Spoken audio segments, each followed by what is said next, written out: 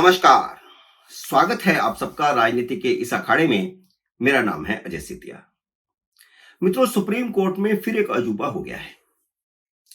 जिस याचिका को खुद सुप्रीम कोर्ट ने 13 फरवरी को तुरंत सुनवाई करने और उस पर स्टे देने के लिए ठुकरा दिया था, उसमें ट्विस्ट आ गया है।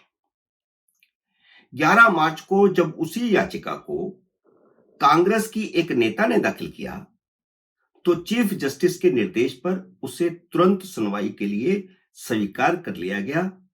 बल्कि 13 मार्च को चीफ जस्टिस ने उसे 15 मार्च को सुनवाई के लिए लगवा भी दिया, यानी 15 मार्च को उस पर सुनवाई भी शुरू हो जाएगी। यह याचिका चुनाव आयुक्तों की नियुक्ति के बारे में जो कानून बना है उसे निरस्त करने के संबंध में है और इसे दाखिल किया है जाने माने अड़ंगा वकील। अड़ंगा वकील मैं इसलिए कहता हूं क्योंकि वह हर मामले में अड़ंगा डालने के लिए मशहूर है। मैं प्रशांत भूषण की बात कर रहा हूं, जिन्हें अभी बहुत पुराना नहीं, हाल ही में सुप्रीम कोर्ट की अवमानना के एक मामले में 1 रुपया जुर्माना भर के अपनी जान बचानी पड़ी। हैरानी यह जानकर हुई कि चीफ जस्टिस डीवाई चंद्रचूड़ ने जल्दबाजी में उनकी याचिका क्यों स्वीकार की, जबकि 2 चुनाव आयुक्तों की नियुक्ति के लिए 15 मार्च को ही सरकार ने मीटिंग बुलाई हुई है और जो कानून पास हुआ है उस कानून के तहत मीटिंग बुलाई गई है और उस कानून को पास हुए भी 1 साल से ऊपर हो चुका है। राहुल गांधी के इशारे पर कांग्रेस के नेता ने यह याचिका इसलिए दाखिल की है ताकि मोदी सरकार नए चुनाव आयुक्त नियुक्त न कर सके।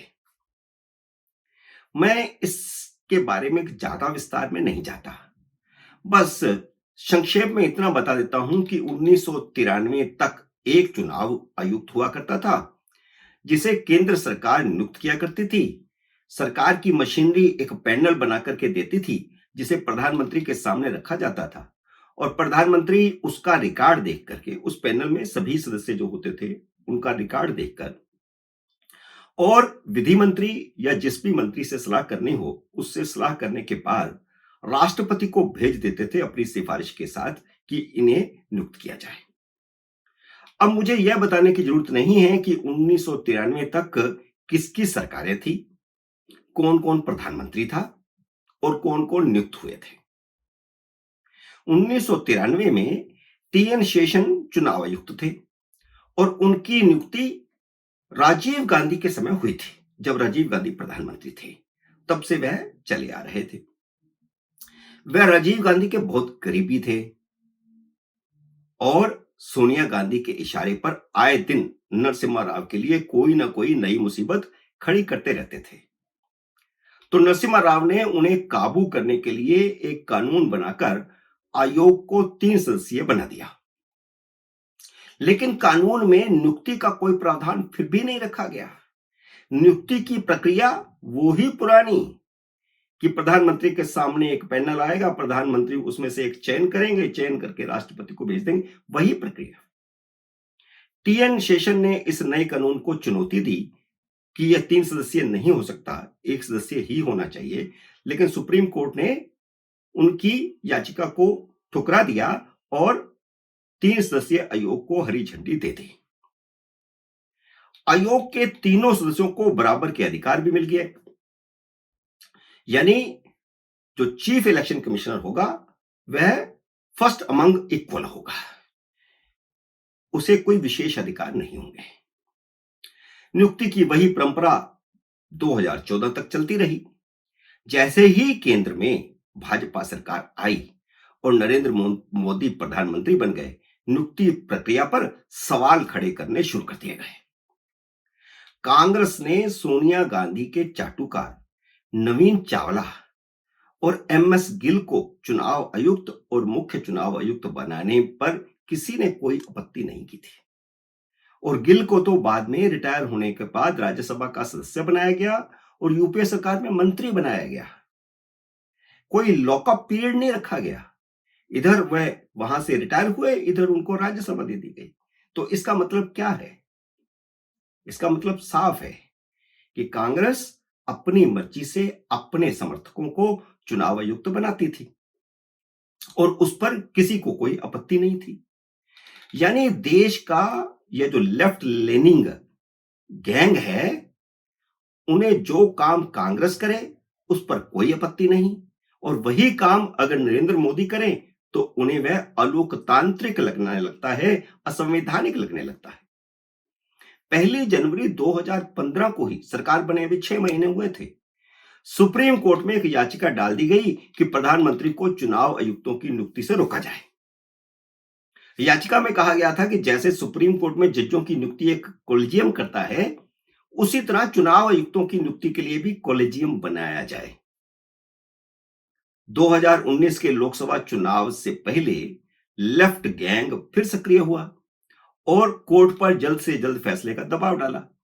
लेकिन 23 अक्टूबर 2018 को 2 जजों की बेंच ने यह केस 5 जजों की बेंच को रेफर कर दिया, तो चुनाव से पहले कोई निर्णय नहीं हो सका। 2 मार्च 2023 यानी चुनाव के भी 4 साल बाद नियुक्ति में अपनी टांग घुसाते हुए 5 जजों की बेंच ने फैसला किया कि सरकार चुनाव आयुक्तों की नियुक्ति का कानून बनाए। लेकिन साथ ही यह भी कह दिया कि जब तक कानून नहीं बनता तब तक एक कमेटी बना दी जाएगी, और बना दी गई, कोर्ट की तरफ से बना दी गई, जिसमें प्रधानमंत्री को उसका अध्यक्ष बनाया गया।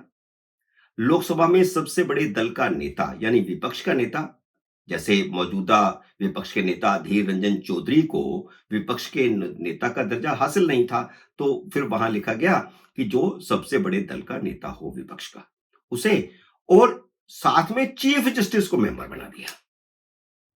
तो यह सीधा सीधा दखल था कार्यपालिका में। लेकिन शुक्र यह है कि सुप्रीम कोर्ट ने अपनी जजमेंट में कहा कि यह व्यवस्था तब तक लागू रहेगी जब तक संसद कानून नहीं बनाती। तो दिसंबर 2023 में संसद ने कानून पारित कर दिया, एक कमेटी बना दी उसमें कानून के मुताबिक, जिसमें एक प्रधानमंत्री और प्रधानमंत्री की सिफारिश पर एक मंत्री और इसके अलावा तीसरा विपक्ष का नेता, लोकसभा में सबसे बड़े विपक्षी दल का नेता, यानी चीफ जस्टिस की जगह पर वहां पर मंत्री कर दिया गया। सूचना आयुक्तों की नियुक्ति का कानून भी हूबहू ऐसा ही है, और यह कानून यूपीए सरकार ने बनाया था, तो उसकी प्रक्रिया की लाइन भी यही रखी गई। जो चुनाव आयुक्तों की लाइन है वही सूचना आयुक्तों की लाइन। तो जो कांग्रेस ने किया था वो तो ठीक था, अब इस पर इनको आपत्ति है। लेफ्ट लीनिंग गैंग को संसद से बने इस कानून पर घोर आपत्ति है, और ये वही लेफ्ट लीनिंग गैंग है जो सूचना के अधिकार के लिए आंदोलन चलाता था, और सूचना के अधिकार के लिए जब कानून बना तो उसी लाइन पर यह कानून बना है। अहमदाबाद के आईएएम प्रोफेसरों का एक एनजीओ है। यह एनजीओ 1999 में बना था, जिसका नाम है एडीआर। इसमें 11 सदस्य हैं, 11 में से 10 तो आईएएम अहमदाबाद के हैं और एक दिल्ली का है। वह इस कानून के खिलाफ सुप्रीम कोर्ट में गया, पर सुप्रीम कोर्ट ने 2 बार तुरंत सुनवाई करने और कानून पर स्टे देने से इनकार कर दिया, क्योंकि कोर्ट ने 2 मार्च के अपने फैसले में जो कहा था, 2 मार्च 2023 की बात कर रहा हूं मैं, जो कहा था उसी के अनुसार कानून बना था।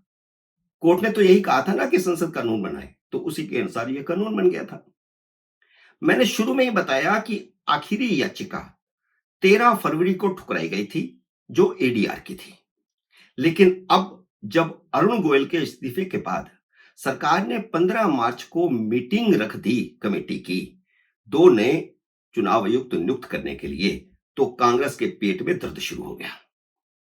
11 मार्च को कांग्रेस की नेता जिया ठाकुर ने सुप्रीम कोर्ट में याचिका दाखिल की कि मोदी सरकार से कहा जाए कि वह 2 मार्च 2023 के सुप्रीम कोर्ट के फैसले के मुताबिक नियुक्ति कमेटी बनाए।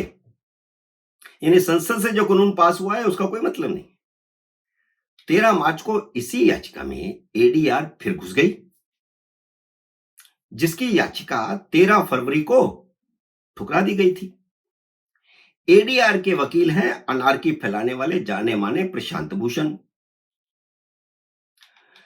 जिन्हें जम्मू कश्मीर पर भारत विरोधी बयान देने पर एक व्यक्ति ने उनके दफ्तर में घुस करके उनका मुंह काला कर दिया था।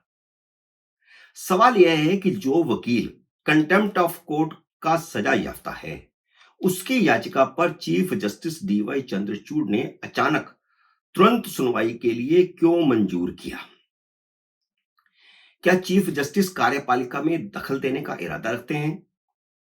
क्या वह खुद चयन कमेटी में दाखिल होना चाहते हैं, जैसा कि मार्च 2023 का जजमेंट था?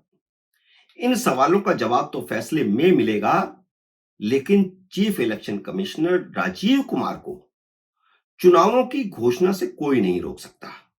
अगर मान लो अब स्टे हो जाता है यह कानून और नियुक्ति सरकार नहीं करती है, अगली आने वाली सरकार पर छोड़ देती है, तो जो इस वक्त के मुख्य चुनाव आयुक्त हैं राजीव कुमार, उन्हें पूरा अधिकार है कि वह चुनावों की घोषणा कर सके। 1993 से पहले भी एक ही चुनाव आयुक्त हुआ करता था, वही फैसले किया करता था, तो चुनावों की घोषणा तो वे कर सकते हैं। देखते हैं आने वाले दिनों में क्या होता है, सुप्रीम कोर्ट क्या रुख अपनाती है। उम्मीद है मेरा ये वीडियो आपको पसंद आया होगा, इसे लाइक और शेयर कीजिए। अगर आपने मेरे यूट्यूब चैनल को अब तक सब्सक्राइब नहीं किया तो कृपया सब्सक्राइब करके अपना आशीर्वाद दीजिए। जल्द ही मिलते हैं अगले वीडियो में किसी अन्य विषय के साथ। तब तक नमस्कार।